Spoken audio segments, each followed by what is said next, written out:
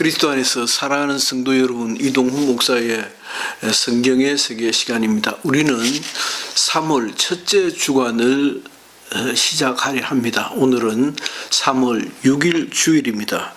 금주에는 우리가 기독교 윤리학 가운데서 기독교 윤리의 일반적 근거에 대해서 살펴볼까 합니다. 무슨 말인고 하니 예를 들어서 우리가 학교를 한번 가정을 해볼 수도 있고 재판장을 가정을 해볼 수도 있습니다. 기독교 윤리 혹은 기독교적 도덕이라고 하면 이미 윤리와 도덕이라는 말 속에는 무엇이 옳고 그르냐라고 하는 개념이 들어가 있지 않겠습니까? 따라서 무엇이 옳으냐 무엇이 그르느냐를 따져보기 위한 일종의 판정위원회를 생각해 볼 수 있습니다. 학교 같으면 처벌위원회라든지 재판장 같으면 재판관이 그런 역할을 한다고 할 수 있겠죠. 여러분 그렇게 어려운 얘기는 아니라 생각이 듭니다. 우리가 한번 가설을 한번 만들어 본다면 어떤 A라는 학생이 어떤 비행을 저질렀습니다. 그 비행을 저질렀으면 담임 선생님이 혹은 학교가 임의로 그 학생에게 어떤 처벌을 할 수는 없을 것입니다. 따라서 상벌위원회 같은 것이 있어서 위원회를 구성하는 구성 요건들을 찾아서 그 상벌위원회의 규정에 따라서 이를 판단하게 될 것입니다. 이와 비슷하게 기독교 윤리 혹은 기독교적 도덕이라고 할 때도 이와 같이 옳고 그름을 따지는 일반적인 몇 가지 근거가 있지 않겠느냐라고 하는 반문입니다. 거기에는 크게는 절대적 근거가 있고 혹은 상대적 근거가 있다라고 생각해 볼까 합니다. 절대적 근거는 도통 변하지 않는 어떤 근거가 있을 것 같고 있을 것 같다는 말 속에는 우리가 이왕지사 신앙생활을 하고 있는 신앙인으로서 신앙의 어떤 방편들을 찾고 있는 중이라고 할 수 있지 않겠습니까? 그렇다면 우리가 신앙을 전제로 했을 때 우리의 신앙에는 손댈 수 없는 어떤 절대적 근거가 있다라고 하는 생각이 듭니다. 예컨대 성경이 그럴 것이고 성경이라고 하는 것이 차지하는 어떤 그런 역할들이 있을 것 같고 오늘은 하나님의 뜻이라는 것도 그럴 수 있을 것 같습니다. 혹은 교회적 관습, 글쎄요, 교회적 관습이 절대적일까? 한번 우리가 생각해 봄직한 과제라 할 수 있겠습니다. 그런가 하면은 상대적인 것들도 있을 것입니다. 항상 우리가 다루어왔던 것인데 상대적인 것이라 할 때는 성경적인 어떤 진리라 할지라도 그 성경적 진리는 역사와 시대와 공간에 따라서 그게 성경에 나와 있는 문자적 지침들이 그게 절대적인 것이겠는가, 좀 상대적인 것이지 않겠는가 고려해야 할 어떤 요항들이 있다고 보아야 하지 않겠느냐라고 하는 것입니다. 따라서 절대 혹은 상대라고 하는 개념, 손댈 수 없는 것이 있다. 또 손댈 수 있는 것 아니면 고려해 보아야 하는 것 정도의 의미로 숙고해야 하는 개념들이 있다라고 하는 것입니다. 이와 같이 현대 사상에서 나타나는 아주 중요한 특징 중에 하나는 어떤 절대성을 가정했을 때 그 절대에 대한 상대성을 보다 더 강조하게 되었다라고 하는 것일 것입니다. 이전 시대에는 그 이전 시대가 언제쯤 될까요?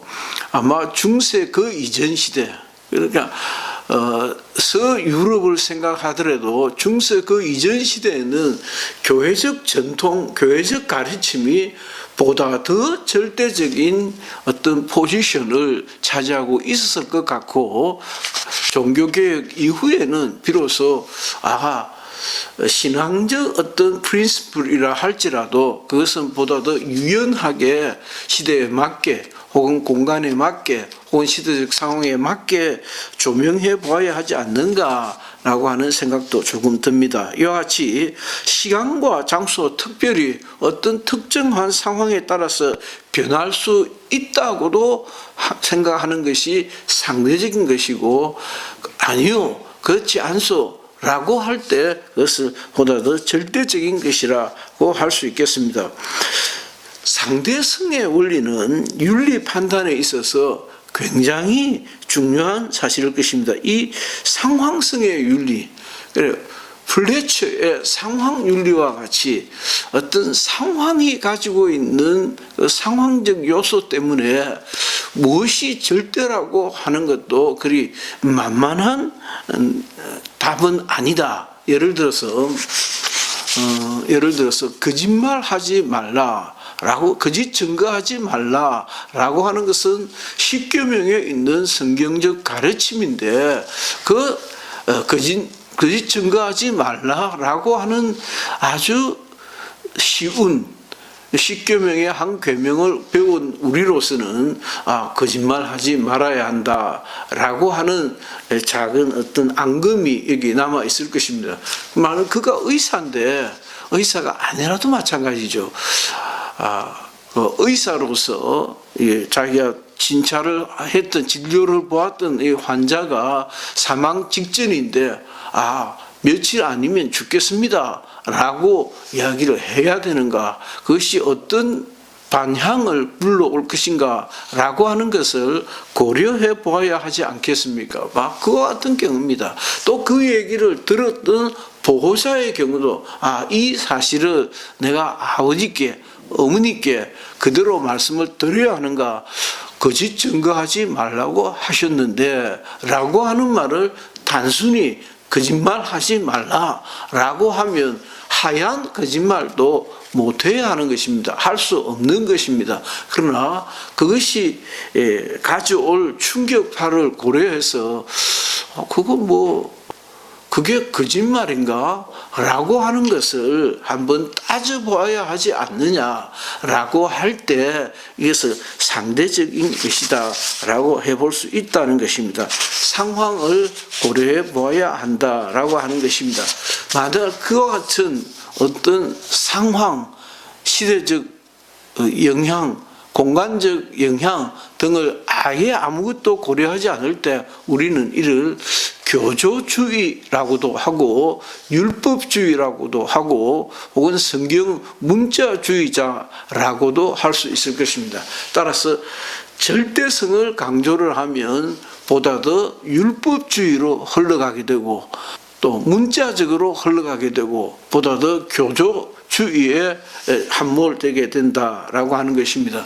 우리가 안식일을 기억하여 거룩히 지키라고 할 때 또 안식일은 지금대로 하면 금요일 저녁에서부터 토요일 저녁까지인데 우리는 주일을 지켜주고 있지 않습니까? 예, 그렇습니다. 이집트로 최근 파견 근무를 가게 된 제 딸만 해도 그렇습니다. 거기에는 아빠 주일 그냥 가자마자, 출국하자마자 제가 아이에게 연락을 했습니다. 첫 주일부터 착실히 잘 지켜야 된다라고 했는데 돌아왔던 대답이 그렇습니다. 아빠, 여기는 주일이 없어요 하고, 거기는 아랍권이어가지고 우리가 생각하는 주일은 없는 거예요. 아마 목, 금, 토, 일, 월 이렇게 근무를 하는 것 같아요. 그리고 주중에 하루를 쉬면서 그리스도인들은 예배를 보는 모양입니다. 그와 같이 구약 성경이 얘기하는 십계명 가운데 안식일은 없었던 것입니다. 그러면 그 안식일을 그때는 시간적, 공간적 어떤 상황들을 고려해야 되는 거죠. 그와 같이 고려해야 되지 않느냐라고 하는 질문을 던져볼 수 있겠습니다. 앞서도 말씀드렸습니다마는 진찰을 받은 환자가 암 판정을 받았습니다. 나는 암 때문에 곧 죽게 될 것이다 라는 것을 알게 되면 얼마나 그 충격이 심하겠습니까? 그럴 때 그 의사는 진실을 말해야 하는가? 그것이 거짓 증거하지 말라라고 하는 그 거짓 증거와 같은 맥락으로 보아야 하는가라고 하는 질문입니다. 그래서 오늘 첫째 날은 우리가 기독교 윤리에 있어서 고려해야 될 일반적 근거로서의 첫째는 절대성과 상대성이 있다라고 하는 것입니다. 그 절대성의 첩절을 한번 살펴보면 아마도 하나님의 뜻이라고 하는 것이 있을 것이고 그 하나님의 뜻은 그야말로 절대적인 것입니다. 하나님의 뜻대로 하나님께서 가지고 계시는 그 경륜을 따라서 경륜이 지시하고 있는 그 방향을 우리가 직시해야 되고 그 직시하는 결론이 우리에게 명령할 때 그 명령에 순종하는 것이 곧 절대적인 고려사항이다라고 하는 것입니다. 그 고려사항이 가장 잘 나타난 것이 성경일 것입니다. 그래서 기독교 윤리에 있어서 기독교 도덕에 있어서 고려해야 될 일반적인 사항이 있는데 그것의 첫째는 절대성이다. 그 절대성은 하나님의 뜻이라고 할 수 있을 것입니다. 그 하나님의 뜻이 가장 객관적으로 그리고 외형적으로 잘 드러난 것이 성경이다라고 하는 것입니다. 이 성경으로부터 나온 각양각색의 의견을 달리하는 입장을 조금씩 달리하는 그런 형편들에 대한 교파적 차이는 또 다음 사항들이 아닌가 싶습니다. 제가 한 좋은 아주 적절한 사례를 한번 말씀드리면 저희들이 운영하고 있는 요양원에서 있었던 것입니다. 그 요양원에 최근 한 달 사이에 입원하신 분이신데 그분이 시골 계셨는데 어떻게 저희 요양원을 소개를 받고 오셨어요. 오셨는데 보니까 교회를 다니고 한다라는 얘기를 들어서 교회로 인도해야 되겠다라고만 생각했는데 알고 보니까 여호와의 증인이라고 해요. 그것도 무려 한 30년 이상은 신앙생활을 했던 것 같습니다. 30년을 했든 40년을 했든 적절히 잘 달래서 설득해서 교회로 데리고 가면 되지 않겠나 생각했는데 웬걸 그렇지 않더라고요. 꽤 세뇌가 되어져 있었습니다. 그 세뇌가 되어져 있는 그분이 아주 또 심하게 알았어요. 알고 보니까 폐혈증이 왔어요. 그 폐혈증이 와서 급하게 이멀전시 응급차로 이송을 했는데 또 웬걸 코로나에 걸려서 코로나 양성 판정을 받고 격리병동에 있게 되고 또 알고 보니까 콩팥이 안 좋다는 걸 알게 되었습니다.